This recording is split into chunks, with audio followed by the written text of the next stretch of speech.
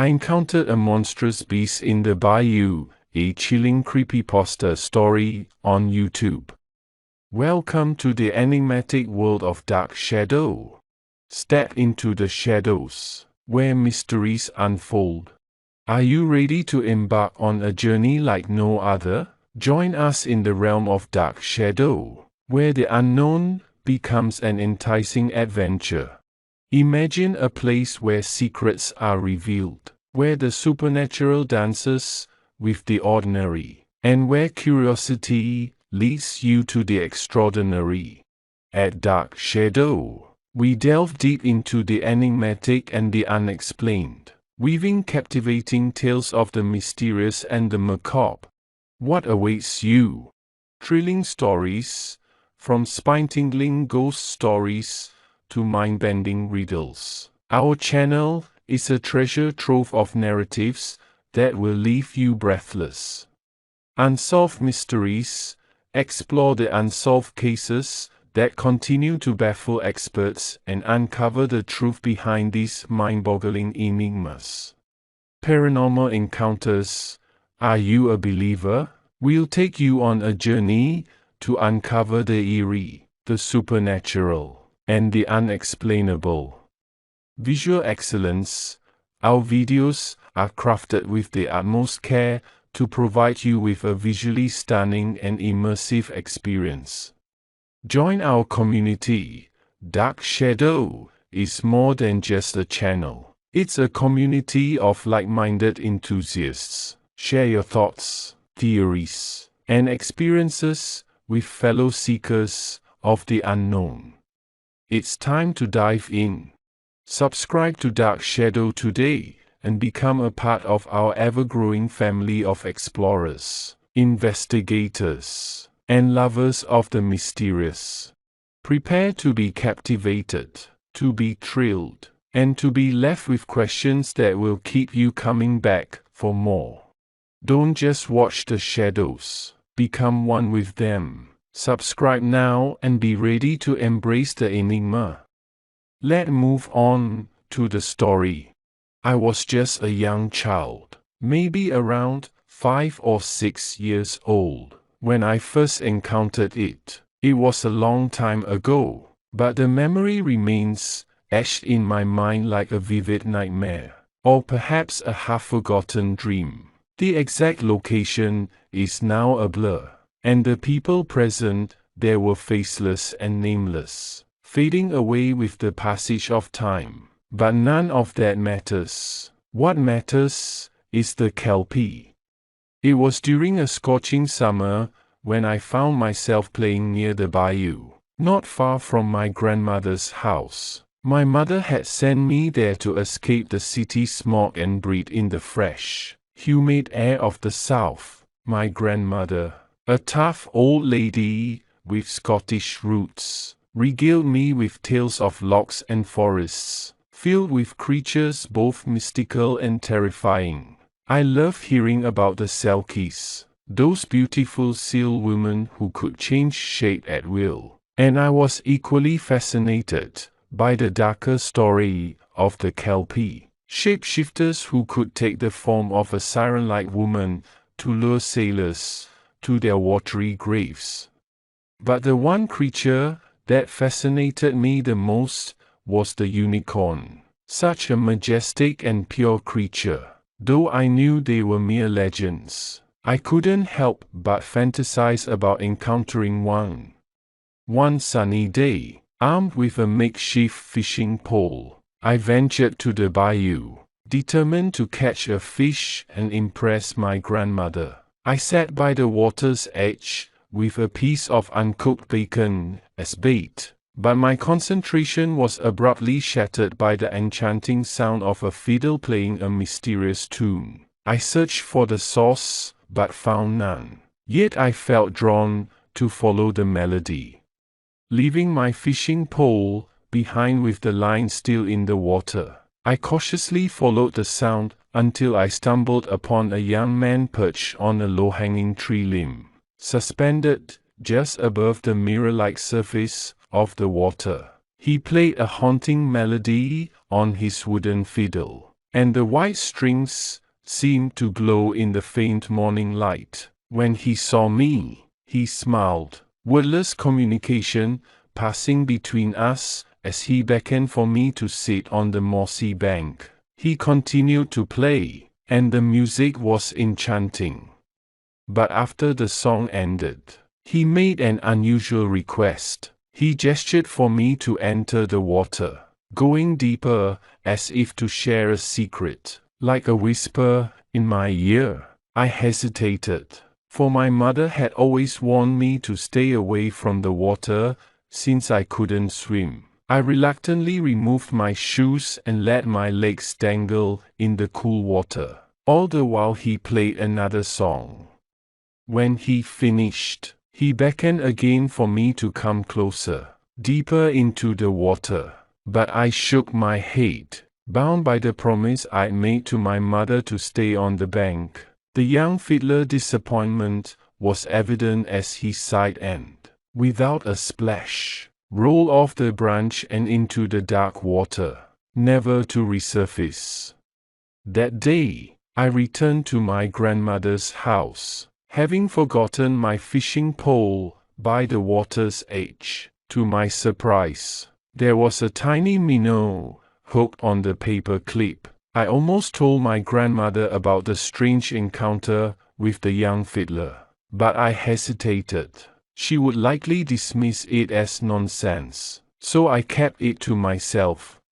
The next day, I returned to the bayou, determined to catch a bigger fish before my summer visit came to an end. Again, I left the fishing pole behind and wandered along the water's edge, guided by the sound of girlish laughter. This time, I found 3 beautiful young girls, a few years older than me, with long, dark hair and fair, glowing skin. They laughed and beckoned for me to join them, but they seemed different from my grandmother's sulky tales. Reluctantly, I waded into the water up to my knees, while they swam gracefully around me, their eyes glinting above the surface. They encouraged me to venture deeper, but I couldn't swim, and I refused to break my promise to my mother. Disappointed, they left, slipping away like water itself, leaving only their melodious laughter behind. Despite my desire to stay, I returned home and kept their existence a secret. The following day, on my last visit to the bayou, I was determined to catch a substantial fish. With a strip of gator meat as bait, I wandered deeper into the bayou. As I followed an eerie sound resembling hooves and braying, I once again arrived at the same location, the low-hanging tree limb, the rock in the water, and the promise of something mystical. This time, a white horse stood there, a magnificent creature. Although it lacked a horn, it exuded a mesmerizing purity. I couldn't resist its silent invitation to ride. I climbed onto its back, thrilled by the prospect. It pranced in circles, and the experience was exhilarating. As I enjoyed the ride, I noticed the young fiddler perched on the tree limb above, playing his haunting music. The 3 sulky girls emerged from the water and joined me on the rock, their laughter filling the air. I gazed into their dark eyes and felt an inexplicable happiness. However, that happiness soon turned to unease, and I felt a deep ache in my stomach, a sense of foreboding. Suddenly, their beautiful facades melted away, revealing grotesque, rotting features. One was even missing an eye. They stared at me with twisted, disappointed expressions, and the young fiddler's face began to peel away. I was surrounded by decay, and I desperately wanted to escape. I tried to get off the white horse, but my hand was inexplicably glued to its mane. To my horror, the once beautiful creature transformed into a monstrous kelpie. Its eyes clouded over, revealing jagged teeth and a gaping maw. Its skin turned into a sickening black goo that began to engulf me. Panic set in, and I reached for a box cutter hidden in my pocket. Slashing at the kelpie's eye, it screeched inhumanly, and I was able to break free. As I swam to the surface, I glimpsed human bones on the bayou's bottom, confirming the sinister nature of this place. I resurfaced, gasping for air, and swam back to the mossy bank. The kelpie swam away, and I was safe for the moment. As I lay on the bank, I noticed the surroundings had changed drastically. The once beautiful bayou had withered, and everything in it had died. Now, years later, I returned to my grandmother's house to pack her belongings and sell the property. The memories flooded back as I gazed at the bayou, but I had no intention of revisiting that nightmare. I warned the new owners about the dangers of the water, and as I drove away, I couldn't help but feel a sense of dread for the little boy who, like me, declared he'd be back before sundown. As I drove away from my grandmother's house, I couldn't shake the feeling of unease that had lingered with me since my childhood encounter with the kelpie. I had warned the new owners about the dangers of the bayou, but I feared that they might dismiss my words as mere superstition. The bayou held secrets that could only be understood through personal experience. Over the years, I had tried to forget that horrifying day, burying it deep within my subconscious. But now, as I left the place behind, memories resurfaced like haunting specters. The kelpie, the sulky girls, the young fiddler, all of them etched in my mind like a vivid nightmare that refused to fade. Weeks passed, and life returned to its normal rhythm. I settled back into my routine, burying the past beneath layers of everyday obligations. Yet, every now and then, I would find myself staring into the distance, lost in thought about the bayou and the strange creatures that dwelt there. Then, one evening, a phone call shattered my fragile peace. It was from a friend who lived in the same area, and their voice was filled with trepidation. They spoke of a child who had gone missing near the bayou, a young boy who had ventured too close to the water's edge, claiming he would be back before sundown. My heart sank as I listened to the details. The circumstances mirrored my own childhood experience eerily, and I couldn't ignore the sinking feeling that history might be repeating itself. I knew that I had to return to the bayou, not only to confront my own past, but to ensure that another innocent life wasn't claimed by the kelpie. The drive back to my grandmother's house felt like a journey into the unknown. The road was shrouded in an eerie silence, and the air was heavy with anticipation. I couldn't help but wonder if the kelpie still lurked in those murky waters, waiting for its next victim. As I arrived at the bayou, a sense of foreboding washed over me. The surroundings had deteriorated even further since my last visit. The once dead trees had become gnarled and twisted, and the water itself seemed to exude an unnatural darkness. I approached the water's edge, feeling a chilling breeze that sent shivers down my spine. The kelpie's presence was unmistakable, and I knew I had to be cautious. This time, I came prepared, armed with knowledge and determination. I walked along the mossy bank, the memories of my childhood encounters flooding back. The low-hanging tree limb, the moss-covered rock, and the broken fiddle, all of them stood as eerie reminders of the past. I knew I had to find a way to confront the kelpie and put an end to its reign of terror.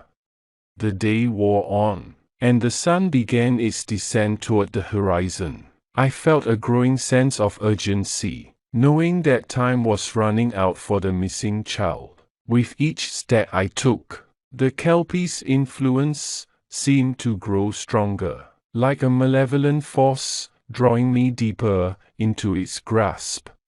Finally, I reached the spot where I had first encountered the kelpie as a child. The white horse was no longer there, and the young fiddler haunting music had ceased. The sulky girls were nowhere to be seen. The silence was suffocating, broken only by the faint ripples on the water's surface.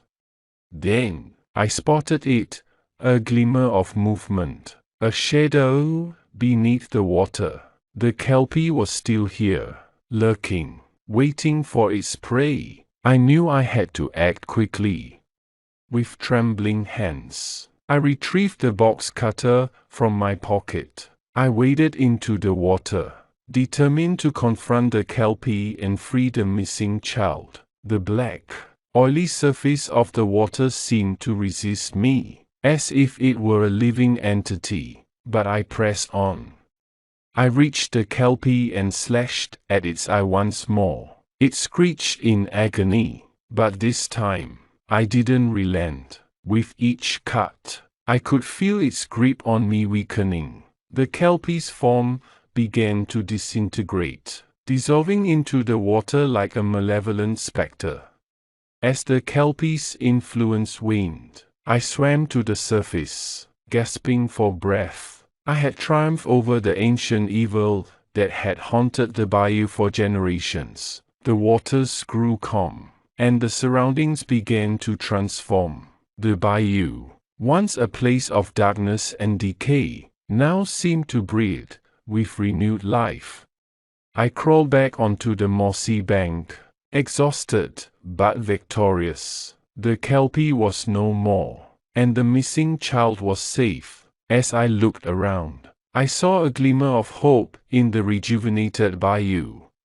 It was time to leave the past behind and let the bayou reclaim its natural beauty. I knew that I could never erase the horrors I had witnessed, but I had played my part in breaking the kelpie's curse. With a heavy heart and a sense of closure, I left the bayou behind, knowing that it would forever remain a place of mystery and wonder, where legends and nightmares intertwined, waiting for the next generation to uncover their secrets.